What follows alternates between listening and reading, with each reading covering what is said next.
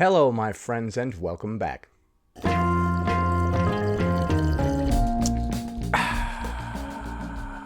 Today, we're going to be learning a little bit about binge eating from one of the most requested creators, FatSapphicBro. By the way, if you requested other creators, don't worry, I'm still going to look at those too. I upload a lot, so I need a lot of different topics to talk about.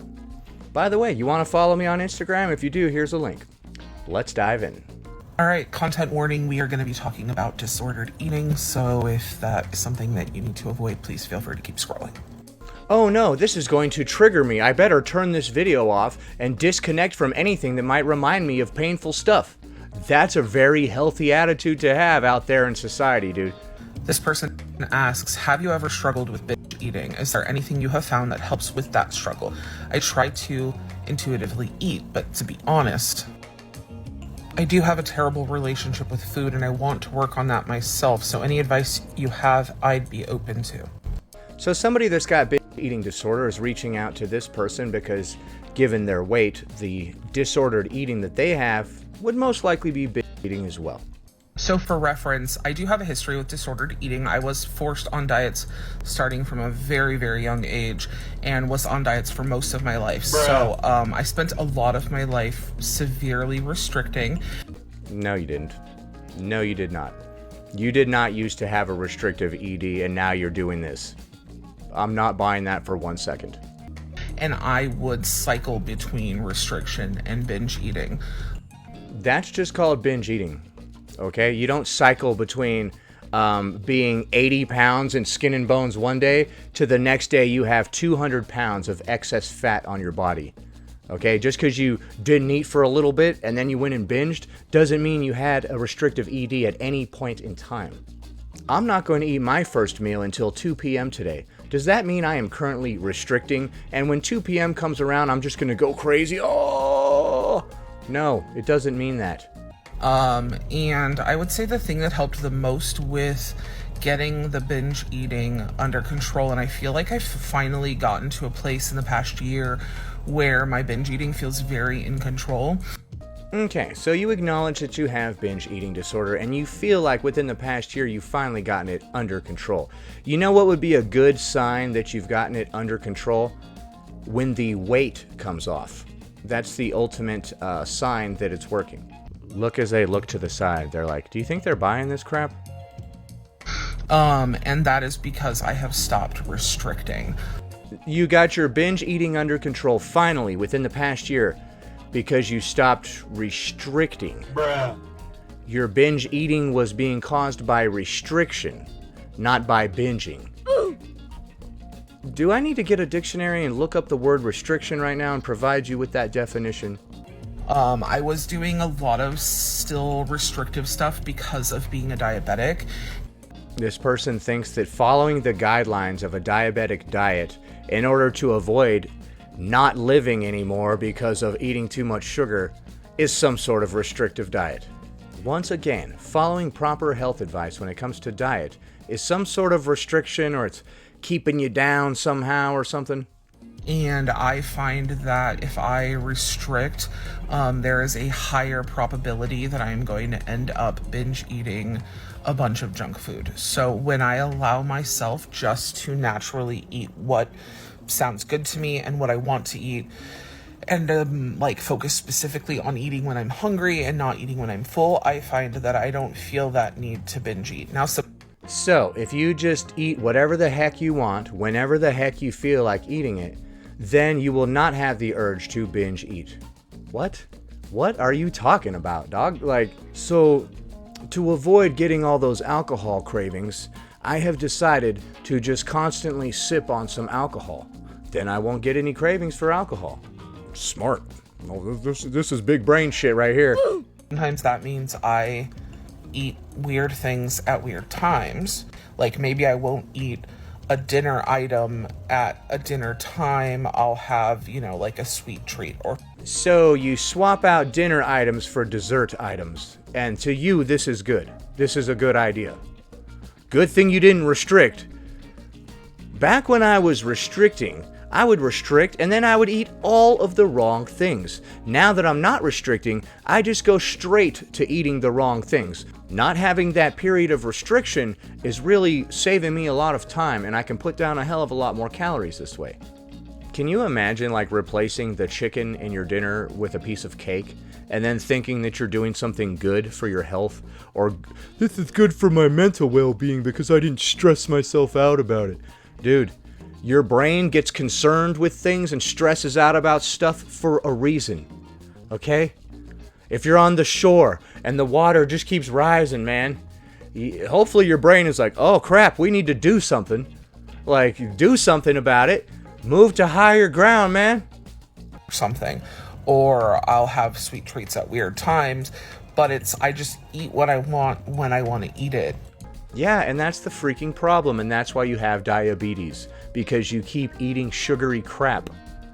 You're not meant to have excess sugar in your body. The only sugar that's meant to be in your body is the sugar that comes naturally by way of fruit and veg. And the difference between eating a piece of fruit and drinking a glass of fruit juice is that the piece of fruit has fiber in it, which when it accompanies the sugar, it makes it burn more slowly in the blood and does not cause a spike and crash in your blood sugar levels. When you drink, say, for instance, some fruit juice, they have removed the fiber. Now it is just sugar water. It's no different than soda. It's going to hit your bloodstream, cause a massive blood sugar spike, and then a crash. And you're going to be hungry all day, and you're going to be craving sweet food. You're going to be chasing that sugar high all day, man. A lot of people don't know that, and they think that fruit juice is somehow safe. But let me tell you, when you remove that fiber, dude, you got yourself a soda now.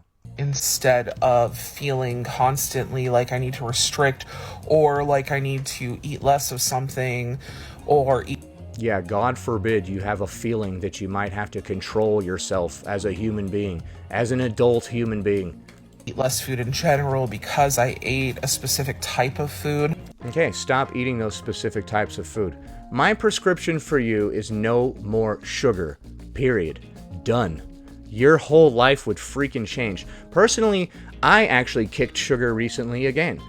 For a little bit there, I was getting a little lazy, and I was eating sugar and stupid crap like that sometimes. But now I've gone back to being an absolute psychopath. Basically, just pulling yourself entirely out of that diet mindset really, really helps. Helps what? Helps you to develop diabetes? Yeah, when you pull yourself out of the diet mindset, now you will be free to develop all the diabetes you want. You can inject yourself with insulin all you want, be out of breath or get all lightheaded and shaky when you didn't eat for 5 minutes. This sounds like a wonderful quality of life you have. I'm glad that you're recommending it to others. You're a great person. Nothing is 100%, and all of this stuff takes time, and there will always be setbacks, but I think that when you really start to alter the way your brain thinks about food and activity, it really, really helps to move. I believe when you start altering your body, you will be surprised at how your brain changes and how you start thinking of things differently. You got it backwards. Change your mentality and let your body go to shit. In order to be a whole person, you must be sound mind, sound body, sound spirit. Okay? All three of these things are necessary to be a whole and complete human being. Whatever spirit means to you, that's your business. But it's part of it. Move away from either restricting or binging if you just fuel your body with what your body is craving in any given moment. I hope that. Okay, so to avoid binging, we will just slowly consume sweets all throughout the day. Instead of eating 10 Twinkies in one sitting, we will eat 20 Twinkies throughout the course of the day as we slowly graze on them like a field animal. We will put Twinkies in our feed bag and we will strap it up to our face and we will proudly on that shit all day. That helps. Please let me know if there's anything else I can do to be helpful. Thanks. Yeah, you have any tips on some cool looking glasses that I could purchase? Since I'm going to you for health advice, I may as well go to you for other ridiculous things. Let's take a look at a little bonus clip just for fun. Are you feeling it, Mr. Krabs? Just picking up our Walmart grocery order. Okay, you're wearing a mask in the car by yourself. Typical. It's always the obese that are wearing these things. Oh, one, pickup. Oh, you are picking it up. Oh, you mean you're literally just picking it up. I see. When I go to the store to pick up groceries, it means I go in the store and I pick out the groceries and then I take them to my car and I drive home. Apparently for this person, they order them online and then they go and sit in their car and let somebody else bring it out to them. God forbid you burn a calorie. Are you going out of your way to do everything that is the most unhealthy? What's next? Heroin, binge drinking, cigarettes? Do you smoke? You probably smoke too. I'm not judging anybody for having all these stupid, poor health choices. I only judge people on their laziness. Laziness is a damn sin. This guy's over here getting his groceries delivered. I'm over here using my legs like a sucker. Okay. The reason they were moving around like that and crap is because this was to the soundtrack of Lizzo.